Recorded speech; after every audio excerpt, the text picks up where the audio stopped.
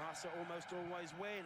Xavi with the cross in the league against Espanyol, but that can change at any moment. Yeah, this man Alves says Barca take it so quickly. Dani Alves inside to Messi. Alves again. Barca can do this for hours, it seems. Messi starts a run, finds Eto'o. And Eto'o obviously didn't see out of the game. Messi, a lovely ball through to Alves. And that's good defensive work at his defence, it seems. Messi keeping that one in play. Xavi picks up Alves. Messi again just slides it past Angel. Xavi. Messi. Inside to Alves. There's Messi. Can he keep it in play? Gets a cross in. And over the top, Thierry Henry. Some doubt about whether that may actually have crossed the line. Comes to Messi. Just a lovely little combination. Messi clearly gets to it. Lovely chipped cross to the far post. Henry rises to it, just can't keep it down. But Barca will do this at you all night, knocking the ball to and fro, pulling your defence out of the positions, and then suddenly with two or three. Easily intercepted though by Piqué. Alves to Messi. Left by Henry. Abidal wide to Messi. Still Messi, now Xavi. Cross to the far post. And Henry and Eto'o. Real pressure on Victor Valdez, the keeper so far, with the best record in the league after the opening 23 matches. 18 goals Barca have received. This is Leo Messi, great run from him. There's Xavi with a chance, pushes it wide, worth a shot. He claims he was pushed, and it quite possibly was by Jarque. But Jarque, Messi, still Messi. Nice little combination with Eto'o, trying to find Henry, but it was no one has done it in the league so far. Oh, lovely nutmeg there from Messi. Starting to look a little bit like Capello's England side, you could say. Alves and Messi knocking it about. But that's good work there. Messi finds Alves. Messi again. Still Messi. Plays what seemed to be a deliberate bounce off the defender, tries to slide it through, there's Henry, and Carlos Kameni quickly off his line to block defender, plays what seemed to be a deliberate bounce off the defender, tries to slide it through, there's Henry, and Carlos Kameni quickly off his line to block an attempted cross or shot from the Frenchman there. That was either an attempted pass gone wrong by Messi, or he deliberately played it. Alves was either an attempted pass gone wrong by Messi, or a Frenchman there. That was either an attempted pass gone wrong by Messi, or he deliberately played it. Alves battling there with Nene. Finally, it's cleared. Blocked by Garcia. Passes it to Messi. Down he goes. It's Angel again. His job is absolutely clear. We were saying it before. He's got to stop Messi and Xavi. Messi goes down and stays down, and referee Delgado Ferreira is having none of it. And Barcelona should not get involved in this game. What Espanyol want is this. Angel is there to do exactly that. That's his role. By Keita. Sets up Xavi, this is Messi. And losing out Barca there on a foot. De La Peña having a little laugh with Messi.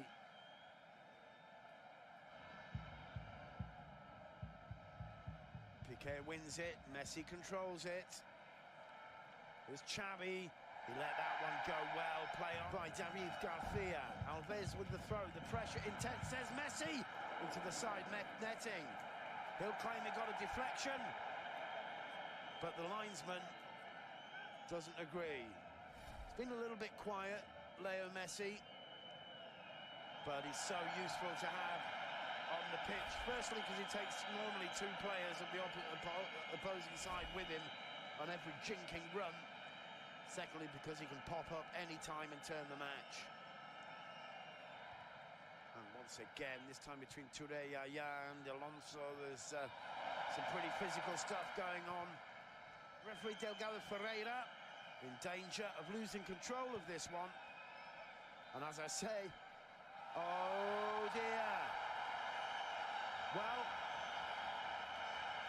it's Keita. It was a yellow card, and there's something else. Who's this for?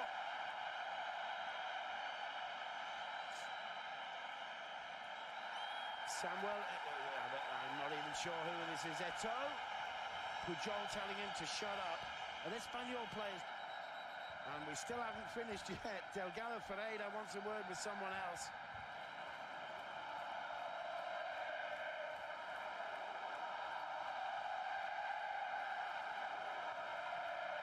Song the crowd are singing. I couldn't tell you for sure the year, but within the last 8 years, I suspect, in Montjuic, where both sides ended up playing with 8 men, 16 yellow cards. The free kick taken, headed out by Carlos Puyol. Roman gets a touch, only as far as Alves. He smacks it forward, looking for Messi. But David Garcia was very focused there on the danger. Eto'o, his chip over a little bit. Messi goes down, free kick. And Moises Hurtado.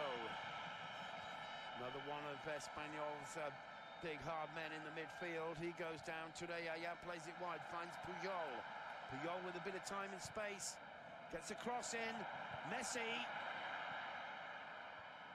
Plays it back to Alves. Alves dummies across, gets to the byline, crosses, and headed out in the end. Caught napping. Bit of foul, and Messi in there with another challenge. This is what Barcelona side play, even with 10, not even dreaming of changing their approach. This is Alves. Messi. Alves pretty static there. Still Alves inside, looking for Eto'o. It's easy. Down the right, Dani Alves. It's 4 against 4. Samuel Eto'o still leaves it for Messi.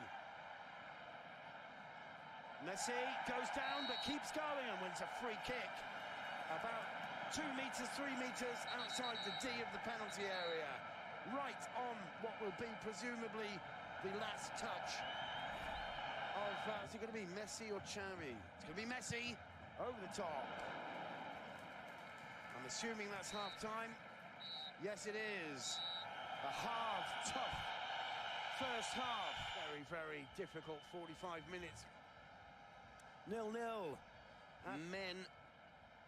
Busquets making up for that earlier lost ball. Alves. Messi. Messi playing it wide to Samuel Eto'o. Great vision there from the little Argentinian. Eto'o. Headed out. Alves gets it into the box. It took a deflection. Carlos Kameni had to be pretty quick off it. This is Eto'o. Inside to Messi, claiming handball. What's he given? Think it's going to be a handball on the edge of the box. The fans getting behind Barcelona. Messi picks out Eto'o. Eto'o with a run. Tries to play it wide. Lovely combination between Busquets and Alves. This is Messi now. Messi trying to go through the middle, but he can't make it. And just Jarque there protecting that ball. But again, it's a free kick from a distance, which isn't necessarily going to test Kameni. Knocked into the middle, semi-cleared, Toure Yaya, 2-1, and the big man gets one back, cracking left footer. Come on, he says, let's get back into our half, we'll celebrate it later. Knocked into the middle by Messi, they don't clear it, and there's Toure Yaya to blast it. Comes down to Gudjohnsen. Gudjohnsen over the top looking for Messi. Messi rises above to get his head to it. And Samuel Eto'o not happy. This is Messi running across the front of the box, but although he holds on to the ball, he's got nowhere to go. Some people claim a handball, he's going to get a corner. 67. 2 goals within the first 10 minutes of the second half for Ivan de la Peña for Espanyol. Toure Yaya getting one back.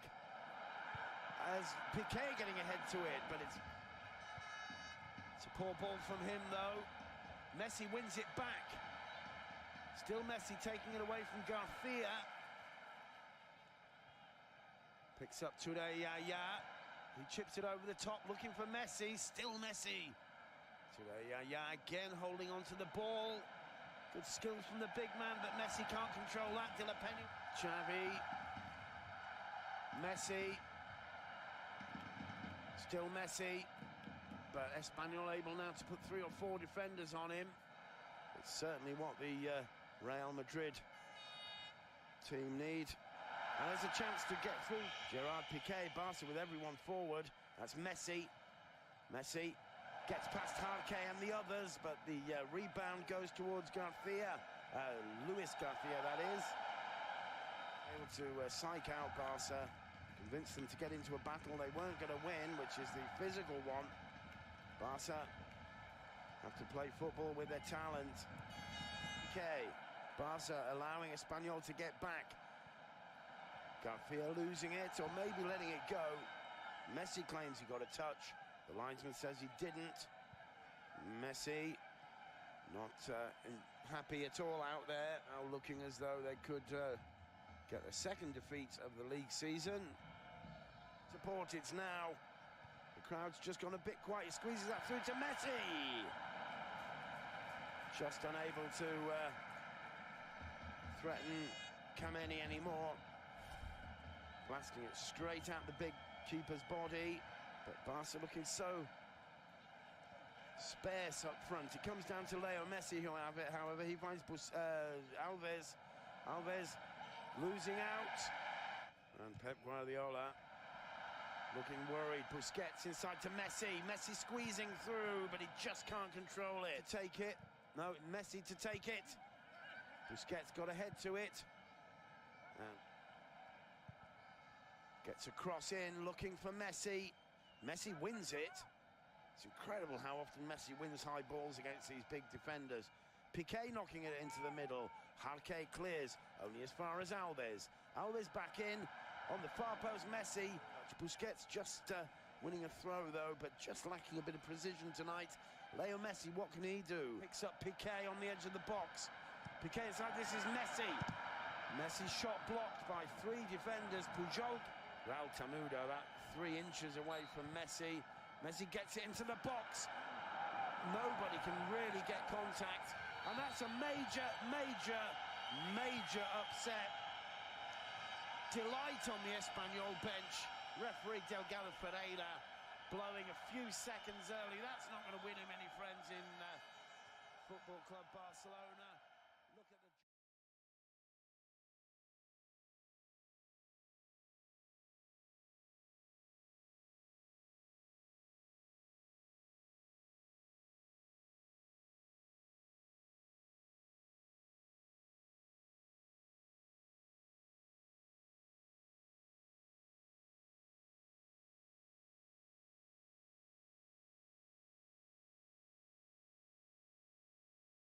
I'm not going to stand here and pretend I know how to do your job. I don't, but what I can tell you is that during the past few weeks I have spoken with many of your peers, with your union reps, with the representatives of the FOP, and the biggest single complaint I'm hearing concerns the department's obsession with stats. It's the fucking numbers game. Well, under my watch, the numbers game is over. You will no longer be under the gun to meet monthly quotas of ineffective, meaningless arrests and citations.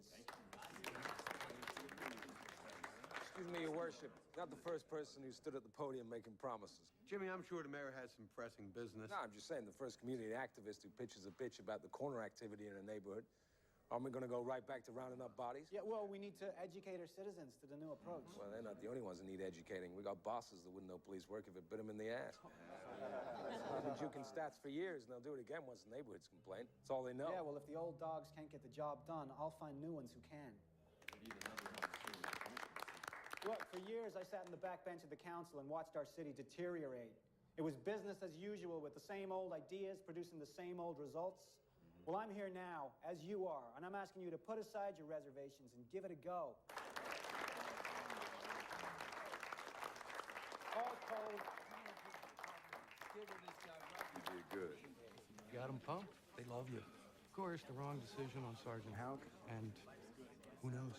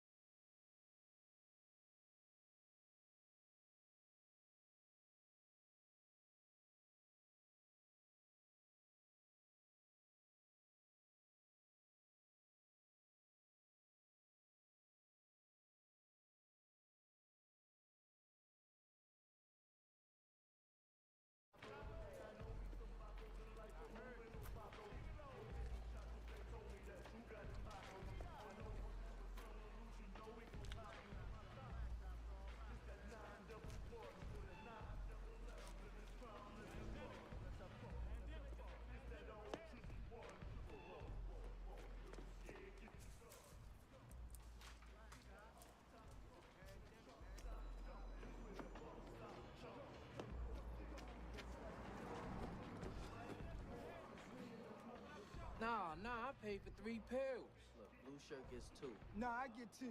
White shirt gets 1. Cheap motherfucker. I get 4. Look, blue shirt gets 2, white 1, no shirt 1. Y'all can take what y'all paid for and walk away, or just walk away with nothing. Motherfucker refund. No, nigga, I paid for 3. You need to rethink what putting a hand on me is gonna get you. You could thank your friend here for snatching away y'all highs. Yo, hold on.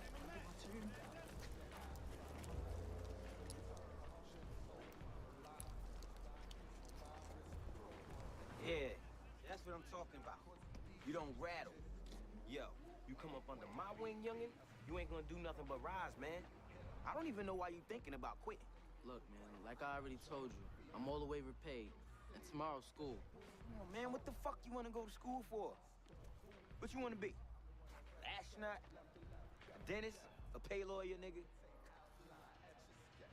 Look, check it out. Why don't you just come down here after school and just work these rush hours for me? How about that?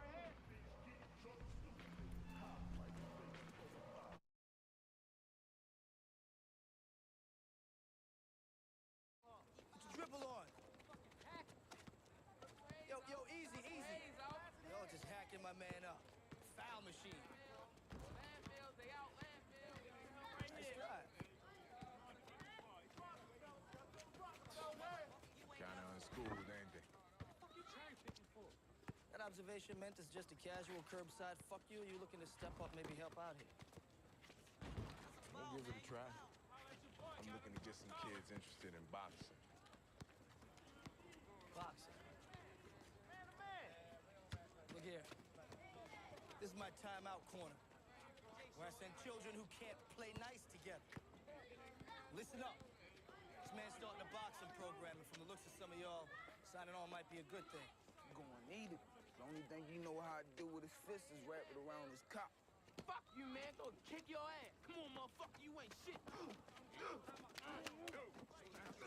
Fucking faggot. Call me faggot. Come on, man.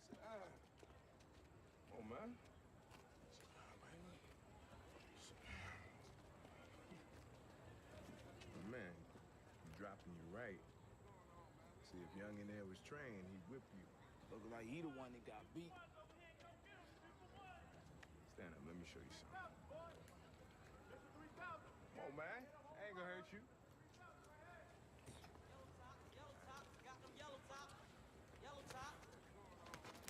See that? Look, if y'all want to learn more, I got a gym down on Gilmore in the old tire plant. Y'all all welcome. All right?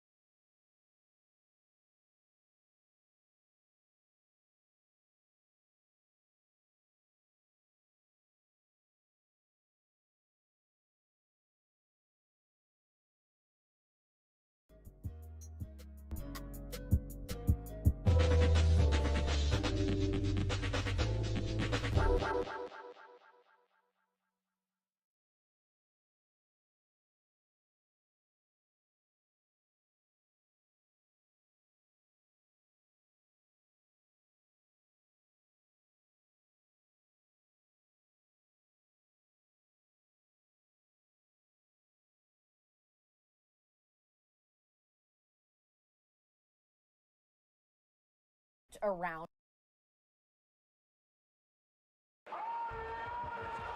Cuando tenía la pelota era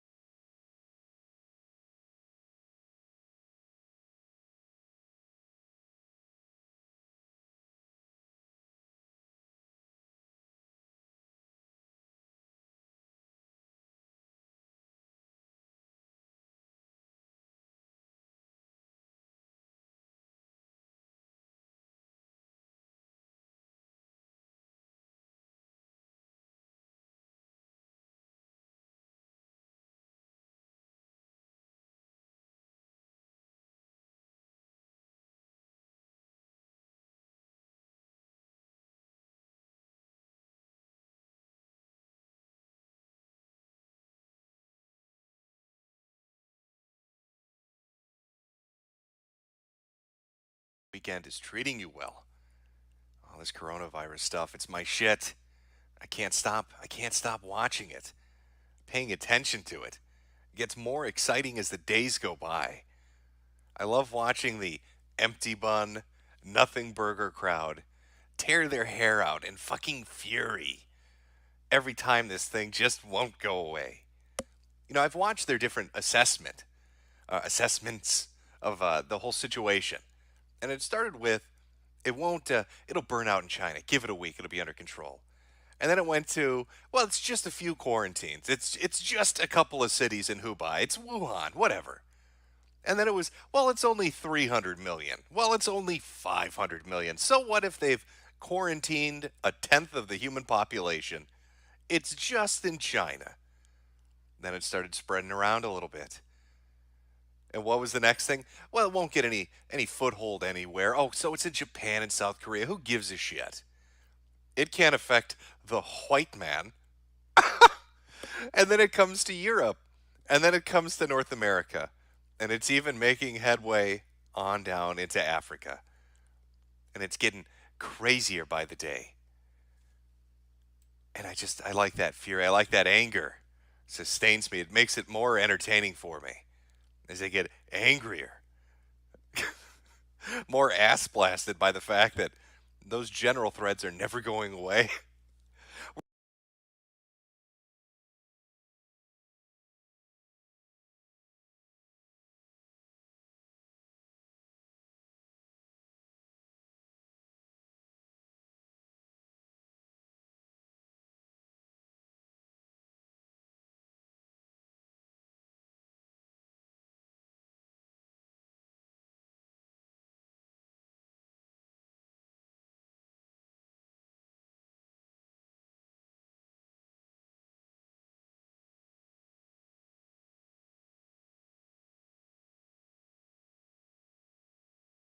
We're going to be here until the world burns out at the rate things are going.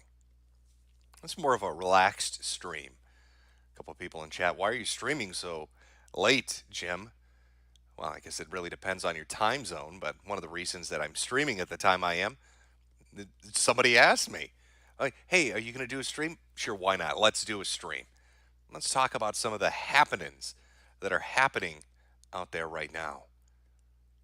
Well, there's a lot of them. Man, where do we even begin? What do we start with, chat? There's so much to go over. We could talk about the fact that China is clearly lying about their numbers, and more people are becoming aware of that. As you watch the spread of this disease outside of China, it becomes impossible to believe the Chinese numbers that are presented to you. You only have to look at Princess Death, the plague boat, or Japan, or South Korea to get a better idea of what's going on. Then you got a few surprises sprinkled in there. So how should we start it? Because I've got a couple of real interesting conspiracy theories I think you're all going to fucking love. I'm talking top tier shit about what's going on with the Chinese death plague. I know I shouldn't call it that. Our little director of Who's going to have tears in his eyes because I called it the Chinese death plague. I can't assign a nationality or geolocation to it. We have to call it, COVID-19? Virus disease. What a great name, virus disease, you redundant retard. COVID. Get out of here with that shit. It's the Chinese death plague. Or the Wu flu. One of the two. You can choose. I'm sure you've heard the news, but I think there are a few things that you might want to consider as we go forward. This becomes more and more apparent. Let's talk about the economic side of things. Everybody knows, or at least they should by now after 3 or 4 weeks of this shit being prolonged, that Chinese manufacturing and the whole globalism thing accounts for about 16%. A lot of companies use China to manufacture their shit because it's cheap and it's usually reliably done, as in punctual, not the best quality, but it's punctually done. Saw this happen with Apple, having to tell people they're not going to be able to put their products out anymore, and it hurt their stock because of it, or the valuation of their company. Luckily, Samsung avoided that narrowly because they had a slap fight with the Chinese government about a year before and started moving some of their production outside of China. Unluckily for them, I think they put it into another kill zone, so I don't know how it's going to work out for them. But you have this massive country with 1.38 billion people producing a ton of shit using the whole just-in-time delivery method because globalism isn't that great. Nobody keeps raw materials anymore. We always expect it's going to be delivered the same day, taking that Amazon Prime fucking concept to the extreme. As all these factories shutting down or fucking with business. Then, of course, you've got the tourism industry, which is probably dead at this point. It's deader than the victims of the Wu flu. Who the fuck is going to get on a cruise ship after this? You couldn't give tickets away to that shit. Hey, congratulations, you've just won tickets to an all-expenses-paid cruise in Southeast Asia. Fuck you, no thank you. I think I'm going to go to the bowling alley. I think I'm going to go watch a drive-in movie instead. You take your $4,000 cruise and shove it up your ass. I'm not going to die in quarantine. So the cruise ship industry may as well just scuttle their own boats. That's done. At least for the foreseeable future, nobody's going to want to get on a fucking boat. And of course, you have the airline industry already crying like a little bitch because their profits are getting just slashed all over the place. What is it, 60 billion lost already? Just because the flights in and out of China are being cut and nobody wants to touch it. All leading up to an estimated 1.1 trillion. That's trillion with a fucking T. Dollars in economic damage / loss. Talking about fucking negative GDP growth for China. Now you have people on CNBC and other financial analysts saying, oh, it'll be 3/4, 4/4 of this shit. It's not looking good financially. And as it spreads out and goes to other places, you're going to notice that. In fact, gamers, no more rising up for you. You're going to have to sit the fuck down. Because Sony's already canceled its appearance at pretty much every major event this year. No E3, no CES, none of that shit. They don't want to get contaminated either, and I don't fucking blame them. PlayStation 5, Xbox Series X, good luck getting your hands on one of those. If those parts aren't sourced from one of the contaminated zones, that's what I'm calling it. We'll call it a no-go Nurgle zone. If those parts aren't coming from one of their places, then they've performed fucking voodoo magic. So those console launches that everybody's looking forward to is either going to be really limited supply or it's not happening in 2020.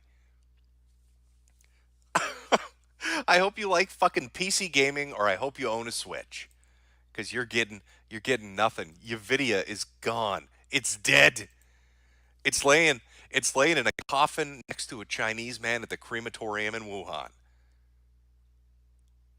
There goes your video game entertainment. Let's not forget Hollywood, that has decided the best economic plan for making profits when it comes to their movies is creating pure dog shit and then just unleashing it into Chinese theaters because fuck Americans and Europeans, we don't have to try anymore.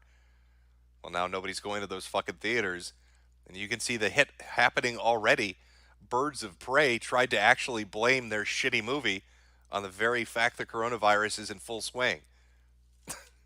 Which technically, yeah, I mean, that's partially true. It's also, mostly true that Birds of Prey is shit and nobody wants to watch it. Nobody wants to watch a sidekick movie. It'd be like if you said to me, hey, Jim, do you want to go see a movie about Robin, the Boy Wonder, and the villain in the movie is going to be fucking Calendar Man? My answer is no. So, Harley, shut the fuck up. Sit down like a good girl. The Joker's in charge. I know that's sexist. You can't say it. But the box office seems to be saying it. And I'd like to remind everybody, The Joker, one of the highest grossing rated R films of all time, didn't do business in China. Oscar award-winning Joker didn't have to go to China to make big bucks. But you could see that this economic strain is starting to spread. Now that it's hitting South Korea and Japan, prepare to see an impact on video games, on anime, on your favorite waifu fuck pillows. Those are going to be in short limited supply. They're going to have to tear them up and use the ass of Azuka to make koofing masks. Oh, your sacred waifu pillows are going to have to be used to prevent people from bleeding out of their mouth. Imagine the smell. Vietnam is already... Well, do they produce anything in Vietnam? Let's be honest. I don't know if they do or not. Mud bricks? Maybe. If you're in the mud brick industry, I suppose you're fucked. I don't know what you're going to do in that regard. You're kind of a little bit itty-bitty fucked in the mud brick industry. So the economic toll is definitely out there. But people like to ignore that.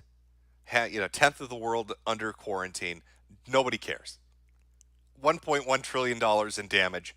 Nobody cares. Two major industries, cruise lines and airlines, having big financial issues. Nobody cares. Video games and anime, maybe they're going to care. We'll have to see. We'll have to see how that pans out as things go forward. So I'm watching this unfold, and I've been enjoying people with the empty bun philosophy, talking about how this isn't a big deal. It's only 75,000 people infected. It's only 2,000 people dead. Come on, Jim. What does it matter? Let me ask you something. If the Chinese government is reporting that there are only 300 or 400 cases each day now, with the magic communist math that they're using, why are they now building 10 more hospitals with 30,000 bed capacity? If you know that you're only getting 300 to 400 new cases, and you're saying that recoveries are starting to shoot up out of cases that already exist, why would you need an additional 30,000 beds? It doesn't seem to make sense, does it? That's on top of the already 3 emergency hospitals and the 8 to 10 converted auditoriums and stadiums that they've been using as makeshift hospitals. But now you need an extra 30,000 beds? For who exactly?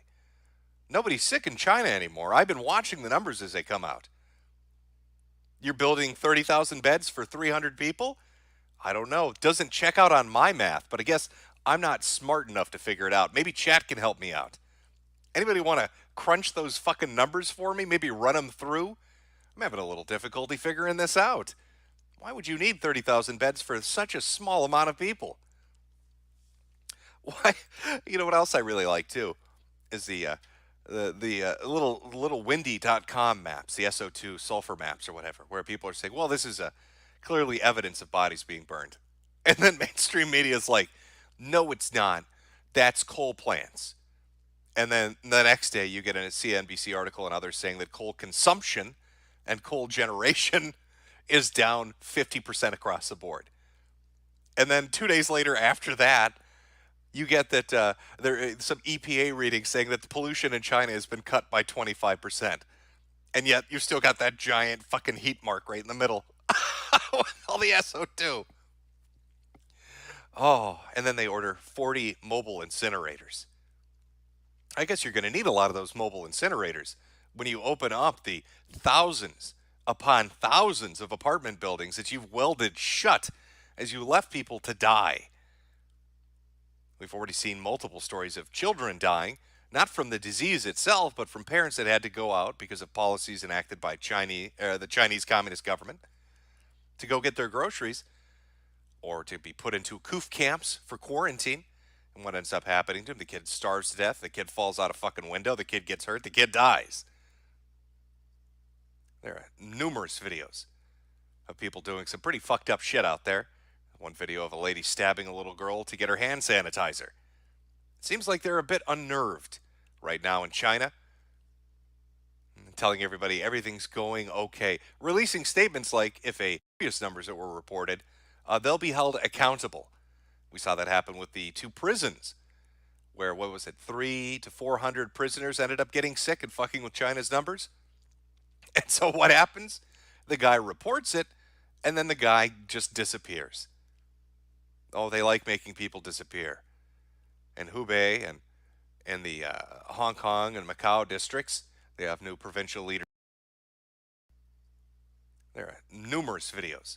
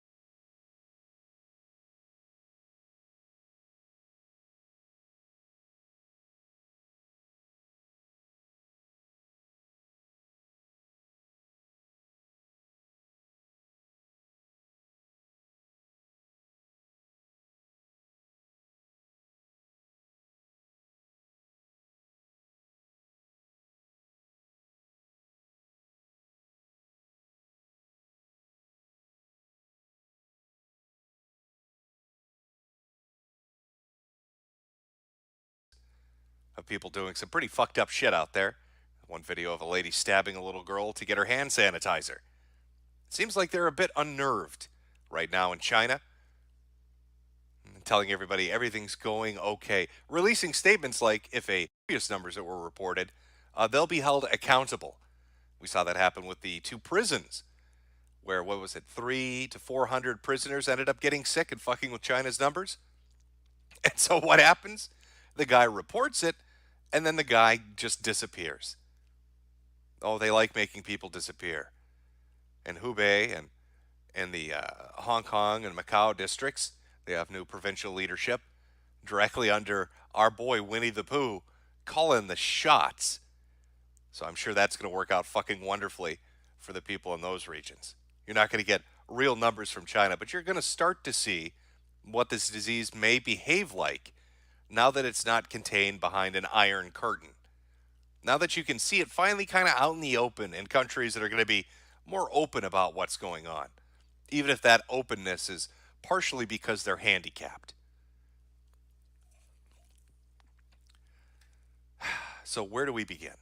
Well, let's start with Iran, because I think Iran's the quicker one.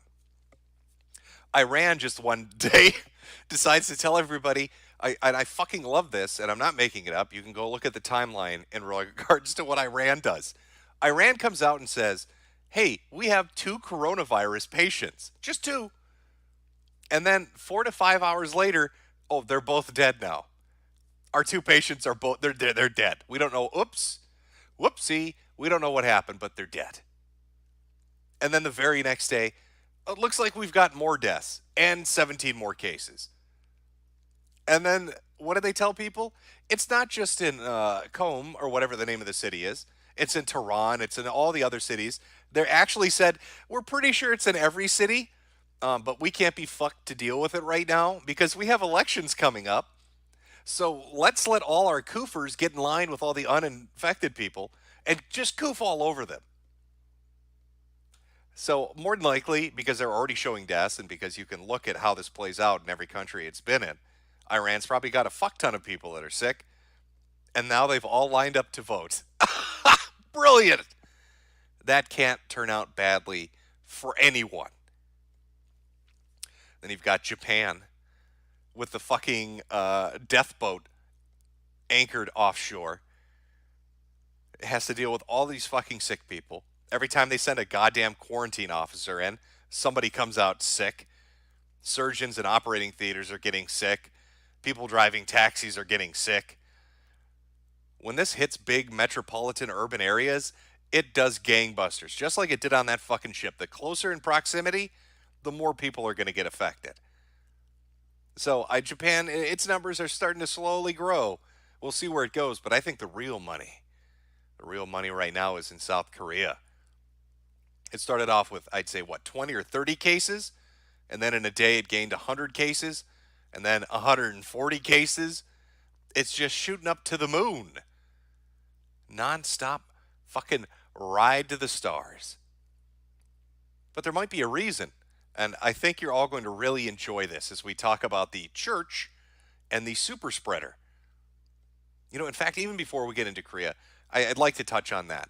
I want to see if people in chat have recognized this play itself out. I've seen it about 3 times now. News will come out about how this disease behaves or actions that are being taken to prevent it. And everybody will say that's fictitious. It's not happening. It's not true. And then 3 or 4 days later, mainstream media comes out and says, oh, actually, it's totally true. Good example, incubation period. And this is one you can actually use America as an example for. One of the more recently diagnosed cases in California. A lady comes back from China on February 2nd, is federally mandated to do a self-quarantine at their home for 14 days. On the 16th, oh, we're done. Quarantine's over. Looks like everything's great. And then what happens? 3 days after the quarantine ends, 3 days after that, they test positive for fucking coronavirus. And this has happened multiple times. This 5-day to 14-day bullshit that people have been feeding everybody, you might want to wake the fuck up to the fact that that's not going to save anybody. This fucking thing incubates up to 24 days. And some people are saying even longer than that. There are more stories coming out about how it's 30 days or 31 days. What do you think is going to happen? Right now in California, there are 6,700 people self-quarantined in home isolation. They're going to be given the thumbs up by those doctors who are going to say, you're good to go. And they're going to be out in the streets of San Francisco and Los Angeles and San Diego. And then, 3 days later, 7 days later, 10 days later, they start getting a coof. But they're going to think, I'm fine. I don't have the coronavirus. Can't affect me. I got out of quarantine. I've been given the all clear. It's going to be a fucking hot zone in that state, especially when it hits the homeless population. It is going to tear through that fucking state. Every place that's implemented this retarded 14-day fucking quarantine rule has been bit in the ass by it. The Japanese have been bit in the ass by it. Cambodia just got bit in the ass by it. America looks like it's going to get bit in the ass by it. China for sure is going to get bit in the ass by it. That's why they keep extending their quarantine. That's why it went from, 2 weeks to 4 weeks to 5 weeks. Because they don't know what the fuck to do. And that's just with incubation. Then what were the other things? Remember, for the longest time, mainstream media and people were saying, there's no such thing as asymptomatic carriers that can spread this. We don't have any typhoid Marys. That's impossible. Turns out it's totally true. Turns out that they've actually found out that actually is a thing. That there's no such thing as reinfection. You can't get this twice in a row. Turns out, yeah, you can. Well, if you get the reinfection, you're not going to get sicker. Turns out, yeah, you are. Every time one of these pieces of information comes out, these assholes deny it. They delay the information by 3 or 4 days. And then the mainstream media pulls its head out of its fucking ass and tells people, yeah, guess what? You're going to get fucked. You've got a disease that mimics the flu and the cold, that has an incubation period of 24 or potentially more days, that if it doesn't drown you in your own lungs with acute respiratory distress syndrome, it will reinfect you and give you a fucking heart attack. And if, by chance, you survive that, it's going to affect your testicles so you never have children. But don't worry, it's not a biological weapon. It's a totally naturally occurring fucking horror story from the depths of hell that just decided to poof itself into existence. Pay no attention to the man behind the curtain. Don't listen to Senator Cotton when he tells you it's a bioweapon. Don't listen to Marco Rubio or whoever the fuck it was today that was saying that China's full of shit. Don't listen to these Chinese scientists or different academics from around the world that are saying, hey, there's some fucked up shit about this thing. It makes me wonder if maybe it was man-made. Forget about the fact that there's the multiple institutions all centered around that wet market. I think the funniest fucking article I've read, I swear to God, I can't remember if it was who it was. Some news agency wanted to be just, bright and early with their bullshit. So they come out to the public and they make a little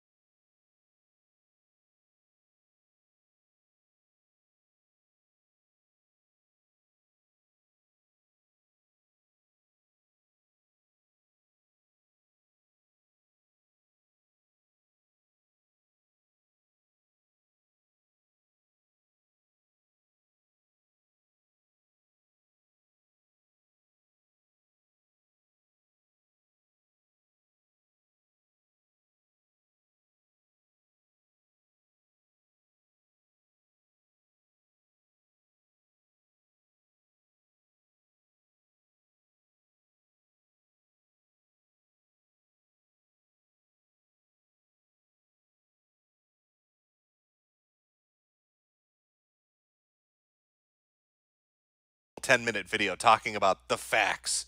Let's dispel the myths about coronavirus. And they said, what about bat soup? And the lady that answers it says, that's not true. It's a wet market. They got it at the wet market. And then they cut. But nobody asked the bitch, what is a wet market exactly?